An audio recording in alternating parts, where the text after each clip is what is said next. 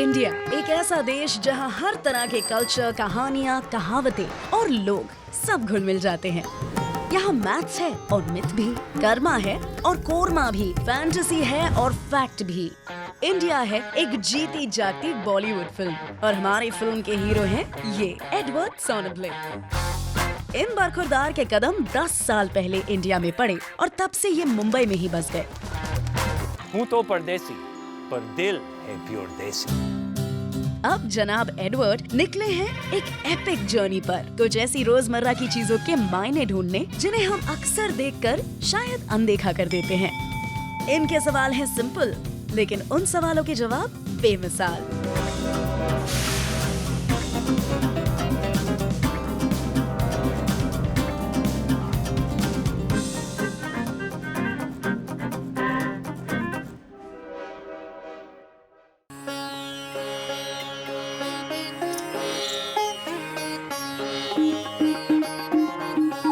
संगीत एक यूनिवर्सल भाषा है और ऐसा अट्रैक्शन है इसमें कि हिंदी ना जानने वाले हमारे अमेरिकी बरखुरदार एडवर्ड बॉलीवुड फिल्मों के गाने सुन सुनकर हिंदी सीख गए।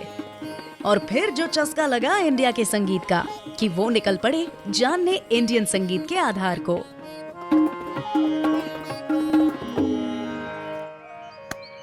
वाह, क्या बात है, ऑसम, ऑसम। इंडिया में म्यूजिक है और म्यूजिक में इंडियंस खो जाते हैं। हर चीज का एक स्पेशल बैकग्राउंड स्कोर है। सुबह सुबह जागो एडवर्ड प्यारे, बारिश को बुलाने के गाने हैं और हर भगवान के लिए कस्टमाइज गाने हैं। एक्चुअली बहुत साल पहले लगान के गाने ने देखे मुझे पता था कि मुझे इंडिया जाना है और वो म्यूजिक और डांस खुद देखना है। तो फिर यहाँ आकर आंखें खुली और मैं समझ गया कि it's not just Bollywood, music is everywhere here, it's part of everyone's daily life. क्यों पंडित जी? जी बिल्कुल। एक राग और बजाएं आपके लिए। बजाइए। भारत में, इंडिया में किसी भी चीज़ की शुरुआत अगर खोजनी है ना, तो हमारे पुराने वेदों तक जाना पड़ता है। आपको पता है हमारे 4 वेद हैं, ऋग्वेद है, अथर्ववेद है, सामवेद है, यजुर्वेद है। इसमें से खासकर पहली जो संगीत की चर्चा हुई है वो सामवेद में हुई है। और सामवेद लिखा गया था इसी वजह से कि ऋग्वेद के जो श्लोक हैं उनको संगीत के साथ सांगीतिक माध्यम से कहा जाए, गाया जाए, इसलिए सामवेद की रचना हुई थी। फोक म्यूजिक हमारे पास शायद उससे भी पहले हुआ करता होगा, मगर लिखित प्रूफ है वो सबसे पहले सामवेद में मिलती है।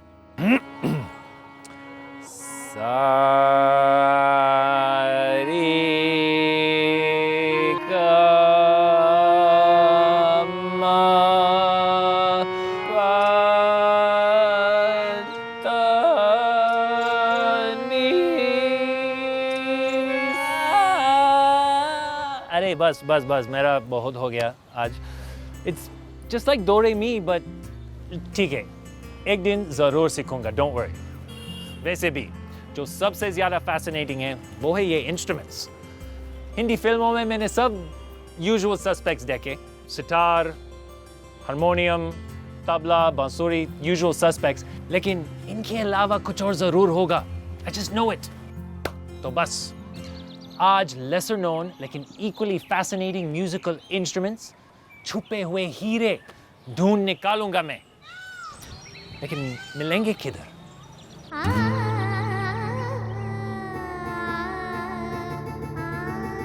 जितना बड़ा ये देश उतना ही विशाल यहाँ का संगीत का खजाना। कोने कोने से सुनाई पड़ने वाली लोकल धुनें ना जाने कब से गूंज रही हैं।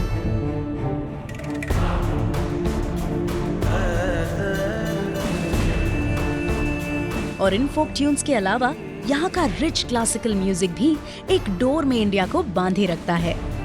एक बात लेकिन सच जरूर है, फोक हो या शास्त्रीय संगीत, सैकड़ों हिंदुस्तानियों के लिए सदियों से एंटरटेनमेंट का साधन रहा है हिंदुस्तान का संगीत।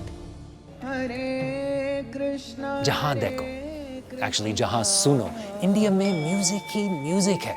स्पेशली हर रोज की पूजा में भगवान की आरती, मंदिर के भजन, हरे कृष्णा। इंडिया के लोगों की तरह यहाँ के भगवान भी बहुत ही म्यूजिकल है। कभी नोटिस किया है आपने?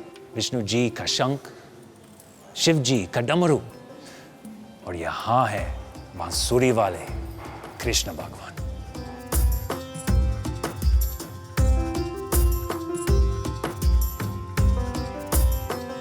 शिव जी का डमरू तो कहते हैं कि उसका जो ताल बजता है, उसका जो रिदम है, वो लाइफ और डेथ या जीवन मृत्यु का रिदम लेके बजता है। ब्रह्मा जी का संबंध मृदंगम से है।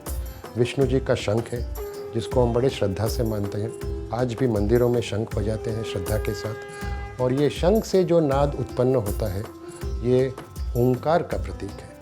ओम जो आदि स्वर प्रणय शब्द है। और सरस्वती जी तो हर कला की देवी हैं। वीणा वादिनी उनको कहा जाता है। हाथ में वीणा लेके उनकी मूर्ति सजाते हैं। और संगीत में जो 7 सुर जिसको हम कहते हैं, सरगम, सारे गामा पध निसा, इसकी शुरुआत भी सरस्वती जी से हुई थी। ये तो हुई देवी देवता और उनके डिवाइन म्यूजिकल कनेक्शन की बात। लेकिन एडवर्ड की खोज तो यहाँ जमीन पर है। और इस सिलसिले में अब बरखुरदार जा रहे हैं जोधपुर के पास के एक गांव में संगीतकारों के एक परिवार से मिलने।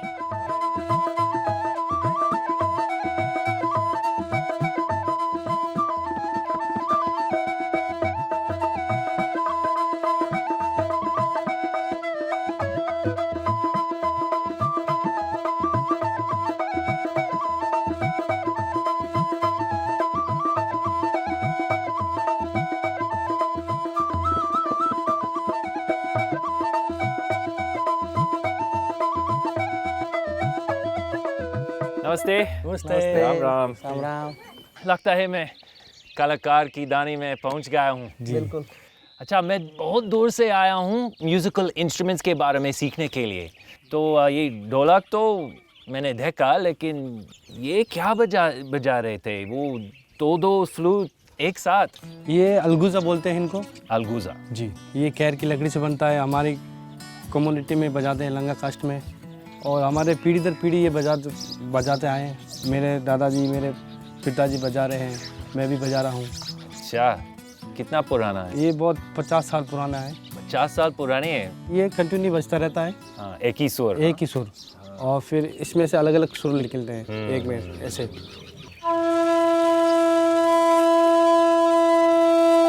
और ये जो है इसमें सुर निकलते हैं।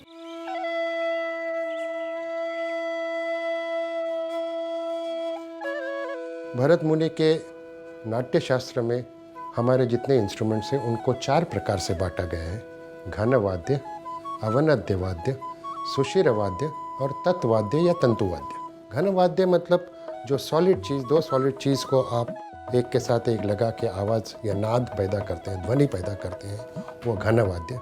जैसे कि झांझ जो हम मंदिर में बजाते हैं या आरती के साथ बजाते हैं, भजन के साथ बजाते हैं। दूसरा जो प्रकार है वह अवनद्य वाद्य। इसमें किसी चीज़ पे खाल या चमड़े को खींच के लगाया जाता है और उस पर से नाद पैदा होता है। इसके कई उदाहरण हैं। ढोलक है, जैसे ज़्यादा करके रिदम में बजते हैं। तबला है, मृदंगम है। तीसरा जो प्रकार है उसको तत्वाद्य या तंतुवाद्य कहते हैं। इसका मतलब है स्ट्रिंग्ड इंस्ट्रूमेंट्स, जैसे कि सितार, सरोद, सारंगी, वायलिन। और चौथा जो प्रकार है उसे सुशीर वाद्य के नाम से बांटा गया है। दीज आर विंड इंस्ट्रूमेंट्स, जैसे बांसुरी, शहनाई, जो हवा के माध्यम से बजती हैं।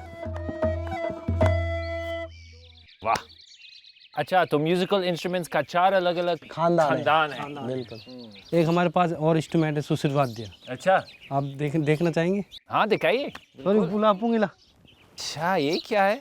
इसको बोलते हैं पुंगी। पुंगी। हाँ।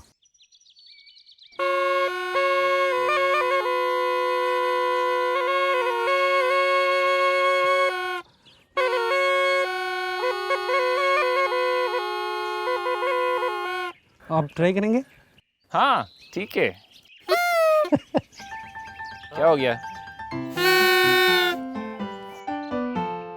धीरे फूकोगे। देखिए, सुशीर वाद्यों को सारंगदेव जी ने संगीत रत्नाकर में 10 किस्म से 10 टाइप्स के डिफाइन किए गए हैं। इनमें जो मुख्य है वो जो जैसे हम हमारी सांस से हवा दे के बजाते हैं, जैसे बांसुरी है, शहनाई है, और दूसरे जो है जो हाथ से बेलोस खींच के हवा भरी जाती है इंस्ट्रूमेंट में, जैसे कि हारमोनियम। अच्छा, थैंक यू सो मच, बहुत धन्यवाद। आपका भी बहुत बहुत धन्यवाद। नमस्कार। नमस्कार। बाय। हाय, इंडिया और सुशीर वैद्य का प्यार। कृष्ण भगवान कैसे गोपियों को अट्रैक्ट कर लेते थे, आप पता चल गया है। Not just the gopis, all the cute little animals too. This is just the tip of the iceberg. Sushir के अलावा और 3 खानदान बाकी है मेरे दोस्त। Time to find out उनमें से क्या अनोखे इंस्ट्रूमेंट्स मिलेंगे। एक के बारे में तो पता चल गया है, यहाँ से पास में ही रावण का हाथ है। जी हाँ, apparently एक इंस्ट्रूमेंट है जिसको बोलते हैं रावण हाथा। I can't wait to hear what that sounds like.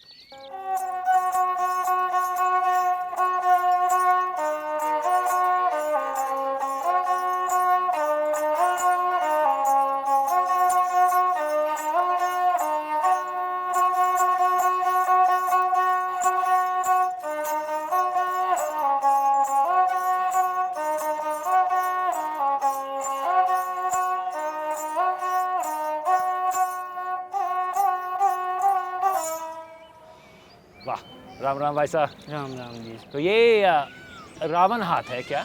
ये सर जी रावण हता है, राजस्थानी रावण हता है जी। तो इसको रावण हाथ क्यों कहते हैं? सर इसको रावण हता इसलिए कहते हैं कि ये रावण ने बनाया था। बस रावण ये- बजाता था। हाँ जी सर। कहते हैं किसी कारणवश एक बार शिवजी को रावण पे बहुत गुस्सा आ गया। उन्होंने गुस्से में रावण को कैलाश पर्वत के नीचे दबाए रखा। तो रावण क्या करते, शिवजी को पसंद करने के लिए, उनको खुश करने के लिए उन्होंने कई गाने गाए, बहुत देर तक गाना गाया। उससे भी जब शिवजी नहीं माने तो उन्होंने अंतिम प्रयत्न के लिए अपना एक हाथ उखाड़ा। 10 सिर तो थे ही उनके पास, उसमें से एक सिर निकाला, उनको जोड़ा और अपनी जो नसें हैं उससे तार बनाए। इस तरह से ये इंस्ट्रूमेंट बना, इसलिए इसको रावण हाथा कहते हैं। बहुत धन्यवाद, बहुत जाते रहो। बजाते नमस्कार। रहेंगे सर। आपका सबका आशीर्वाद है।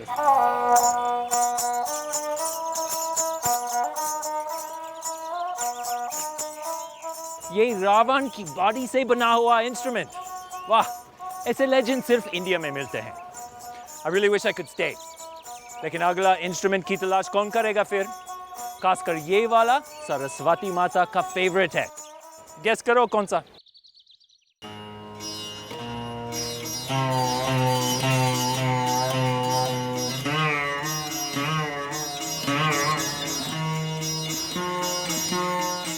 संस्कृत का व्याकरण जिन्होंने लिखा है, पाणिनि, उन्होंने कहा है कि वाण्यते इति वीणा। जिस इंस्ट्रूमेंट से मधुर आवाज़ निकलती है, मधुर नाद निकलता है, उसको वीणा कहते हैं। ये रुद्र वीणा है। वाह, लेकिन सरस्वती वीणा जिसको मैंने पहले देखा एकदम उसका जैसा नहीं है। तो वीणा की अलग अलग प्रकार होती है क्या? वीणा के अलग अलग प्रकार होती है। अच्छा, रुद्र वीणा फर्स्ट है, फिर शततंत्री वीणा है, कच्छप वीणा है, विचित्र वीणा है। तो ये रुद्र वीणा कहते हैं इसको। संगीत दामोदर इस ग्रंथ के अनुसार तत्वाद्य या तंतुवाद्य जो स्ट्रिंग्ड इंस्ट्रूमेंट्स होते हैं वो हमारे देव देवियों को सबसे प्रिय है। सुशीर वाद्य जो रहते हैं, विंड इंस्ट्रूमेंट्स, वो गंधर्वों को। गंधर्व जो हैं ये स्वर्गीय म्यूजिशियंस हैं, स्वर्ग के म्यूजिशियंस हैं। अवनद्य वाद्य जो होते हैं, जो खींची हुई चमड़ी से बनते हैं, ये राक्षस गणों को पसंद है। और अंत में जो घन वाद्य रहते हैं वो किन्नरों को पसंद है। मैं तो आई फील वेरी लकी कि मैं इतना नज़दीक बैठकर इसकी आवाज़ सुन सकता हूँ। तो ये सामने जो लिख रहा है, आपको दांडी बोलते हैं उसको, ये शिव का स्थान रहता है, बोलता है कि ये जो कद्दू दिख रहे हैं, ये कद्दू है 2, तो इसमें ब्रह्मा का स्थान रहता है। यहाँ विष्णु का स्थान है करा, तारा में पार्वती का स्थान है। ये फ्रेट्स है, उसमें सूर्य का बोलते हैं। ये चिकारी है, इसमें चंद्र का बोलते हैं। अच्छा, तो रवि चंद्र, ब्रह्मा विष्णु महेश, तो ऐसे सर्व देवतामय वीणा, ऐसा उल्लेख अपने संगीत शास्त्र में लिखा है। अभी थोड़ा और बजा देंगे पंडित जी, मुझे और सुनना है प्लीज़। आज मैं समझ गया कि भगवानों को इतने पसंद क्यों आते हैं तत्ववाद्य? I am just going to sit here and listen for a while. This is divine.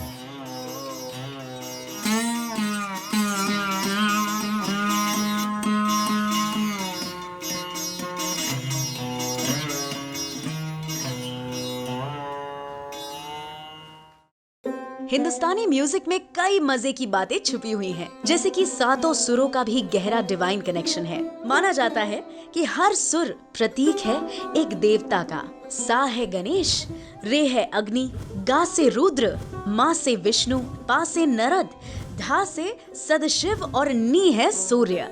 Edward की इस म्यूजिकल यात्रा के सातों सुर लगता है ठीक ही लग रहे हैं, है ना?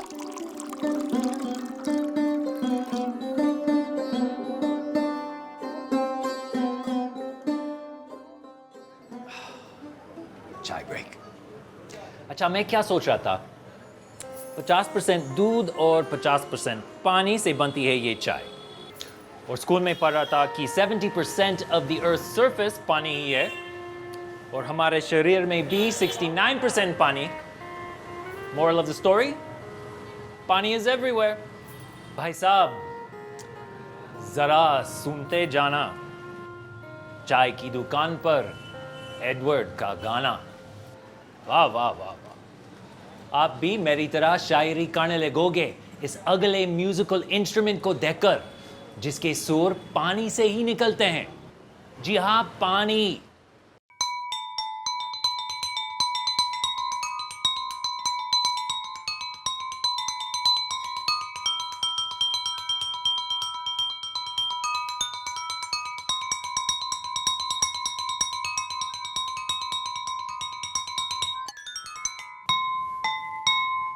नमस्ते जी। नमस्ते। तो इस इंस्ट्रूमेंट को क्या कहते हैं? ये देखिए, इसको जल तरंग कहते हैं। अच्छा, जल तरंग। जल मीन्स पानी राइट। और तरंग मीन्स वेव्स। तो ये घनवाद्य हो गया, है ना? जो भी इंस्ट्रूमेंट हम किसी चीज़ से बजाते हैं, स्टिक से बजाते हैं, वो सब इंस्ट्रूमेंट्स को घन वाद्य बोलते हैं। और पानी से उसका ट्यूनिंग होता है। जल तरंग एक प्रकार का घन वाद्य है, जैसे मंजीरा या झांझ जो होते हैं। इसमें कलाकार अपने सामने 15 या 20 कप्स लेके बैठता है। ये कप्स सिरेमिक के होते हैं या चीनी मिट्टी के होते हैं और इसमें पानी भरा जाता है। जितना पानी आप ज़्यादा भरो, उतना स्वर जो होता है ढाला या नीचे होता है। जितना कम पानी भरो, उतना स्वर इसका ऊंचा है। और इन पात्रों को लकड़ी के 2 स्टिक्स रहते हैं, उससे बजाया जाता है। तो कितना पुराना है ये जल तरंग? इसका इतिहास क्या है? इतिहास के बारे में बता सकते हैं कि इसका काफ़ी पुराना इतिहास है। बहुत दूसरी तीसरी सेंचुरी से इसका नाम मिलता है पुराने ग्रंथों में। ये पोर्सिलिन का आविष्कार हुआ 10वीं शताब्दी में, तो उसके पहले ये मेटल के बॉल्स पे बजता था। वाओ, मैंने जितने इंस्ट्रूमेंट्स देखे उनमें से यही है सबसे अमेजिंग, नंबर 1। ठीक है, और बजाइए प्लीज।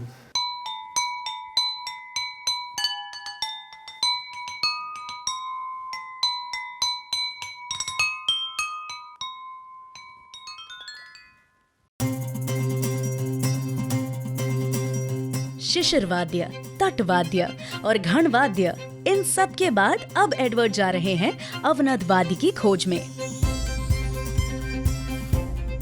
और आज ये डगर इन्हें लेकर जा रही है सिंधु घाटी सभ्यता की ओर।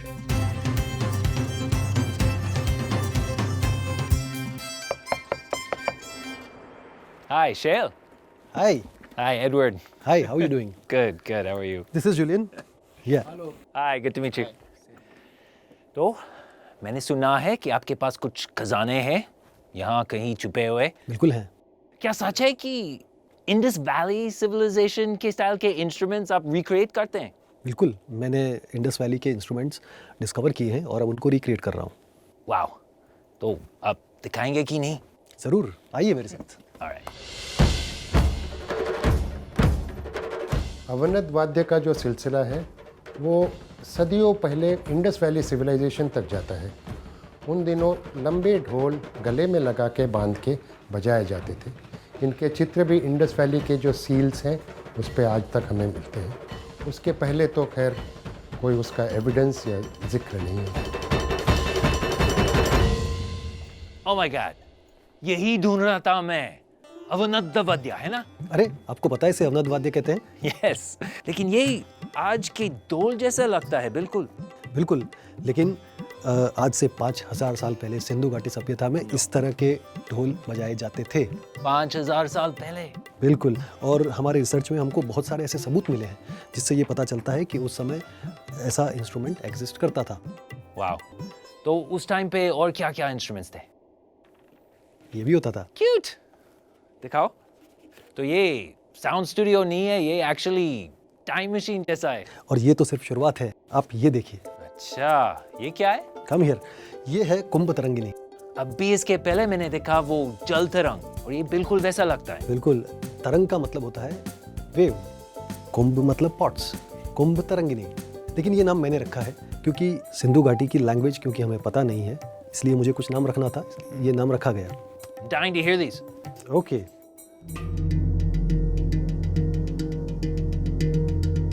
सिंधु घाटी सभ्यता के रहने वालों को संगीत में रुचि थी। ये बात कई बार प्रमाणित हो चुकी है। अपनी रिसर्च में शेल ने ऐसे इंस्ट्रूमेंट्स को रिक्रिएट तो किया है, लेकिन आज भी इस प्राचीन सभ्यता के कई राज छुपे हैं उन पुरानी स्क्रिप्ट्स में, जिन्हें कोई डिसाइफर या ट्रांसलेट ही नहीं कर पाया है।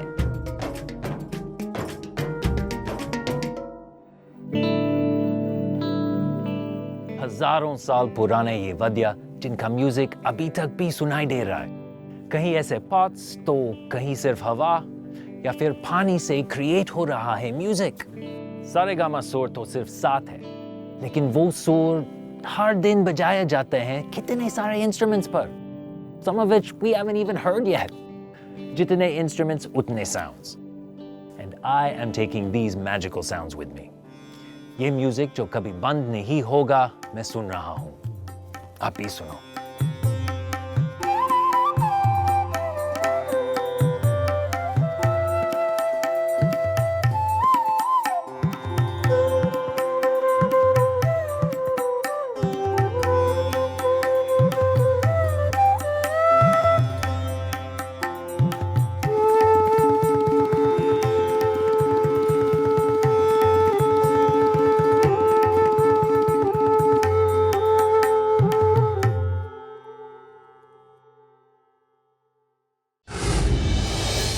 Like, share, subscribe and click on the bell icon to never miss an update from Epic.